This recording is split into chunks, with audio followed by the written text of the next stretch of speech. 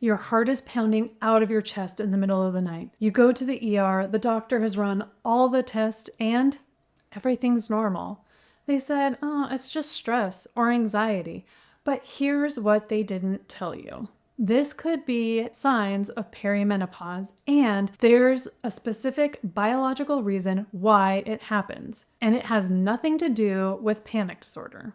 By the end of this video, you're going to understand why your body is doing this and why you weren't crazy for thinking something more than just stress was going on. Let me paint a picture that you might recognize. You wake up at 3 a.m. with your heart racing. Maybe there's some chest pressure or tightness, or feel like you can't catch your breath. It feels urgent, scary even. So you go to the doctor. They run the blood work and an EKG, and everything comes back normal.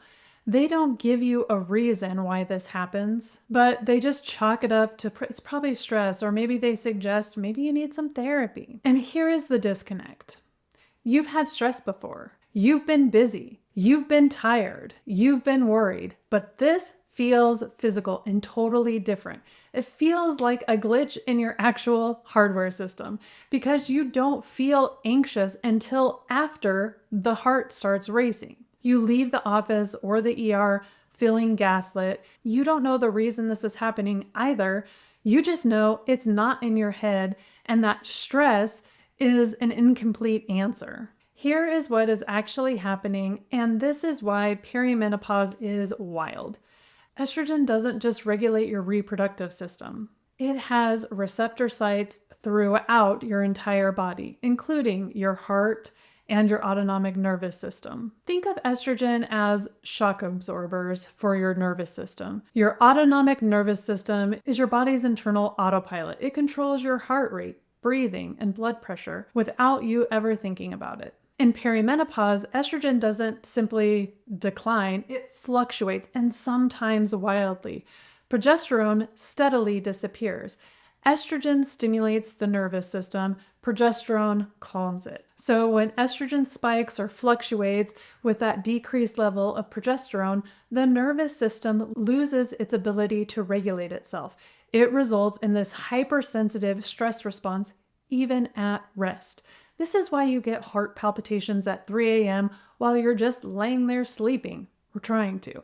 Your heart is structurally fine, but the signaling is off. You aren't having a psychological breakdown. You're experiencing a hormonal misfire. To make it worse, your stress bucket has changed. In your 30s, your bucket was huge, and estrogen helped keep a steady drain at the bottom so it never overflowed. Now, because of these fluctuations, that bucket has shrunk, and things that used to be minor inconveniences feel like a physical threat to your system. This is why you feel that tired but wired. You're exhausted, yet your nervous system is stuck on high alert. It's not that you can't handle your life anymore. It's that your biological buffer is gone. Now, if you're sitting there thinking, finally, someone is actually describing what I feel, please hit that like button. It helps this video reach other women who are in that 3 a.m. spiral of worry. And if you've had a symptom like this, been dismissed by a professional, drop a comment below. We're building a resource here so women can see they aren't alone in this. Now, let's talk about why your doctor might have missed this and what you can actually do about it. So when you show up in the ER with these symptoms, the doctors are going to do what they're trained to do. They are going to rule out emergent, life-threatening conditions, heart attacks, those type of things. And that's good medicine. But once the EKG is clear and labs are normal, their training often stops there. Most clinicians receive very little training on the systemic reach of perimenopause. If it isn't a hot flash or a skipped period, it often gets labeled as anxiety, or no label at all, just good news, it's not your heart. Their gap in training doesn't negate your experience. The fact that they don't have a framework to connect the dots doesn't mean the connection isn't real. I'd also like to point out that research on women, and especially on perimenopause, is very limited. Now, the conversation is changing and changes are coming, but it's going to take time. You will need to advocate for yourself. So, what do you actually do with this information? First, keep doing the right thing. If you are having heart palpitations or chest pain, go to the doctor. Rule out the serious stuff. But once that is ruled out and things are coming back as normal, that is when you change the conversation. Second, start tracking the pattern. Don't just track the symptoms, track the timing. If you notice that these panic type symptoms always happen a few days before your period or right when your cycle usually spikes, that is proof and it's good information to show your doctor that this isn't just random mental health issue, that it's a physical cycle. And third, you want to use bridge language. Most women go in and say, I'm feeling really anxious. The doctor hears anxiety and then stops looking for another diagnosis. Instead, try saying something like this. I've noticed these physical symptoms, the racing heart and the chest tightness, and it happens at very specific times in my cycle. I'm not feeling stressed when they start, but they're causing me a lot of physical distress. I'm concerned this might be a perimenopause symptom. How can we investigate that further?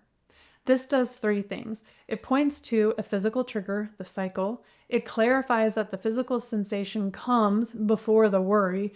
And then it asks the doctor to look at the system, hormones and all, not just the feeling of anxiety. Finally, find someone who is well-versed in menopause and perimenopause. If your doctor insists that this is just stress, even after you've shown them the patterns, it might be time to find someone who has specific training in perimenopause. They're out there and they can help put the shock absorbers back in place. If this video gave you that moment of validation that I'm not crazy, hit that like button. Not for me, but so other women who are searching for answers at 3 a.m. can find this and finally breathe a sigh of relief. Tell me in the comments, what symptom did you have dismissed? Let's build this resource here so no one feels alone in this. You aren't dramatic and you aren't losing your mind. I'll see you in the next video where we talk about how to actually calm the sensitized nervous system.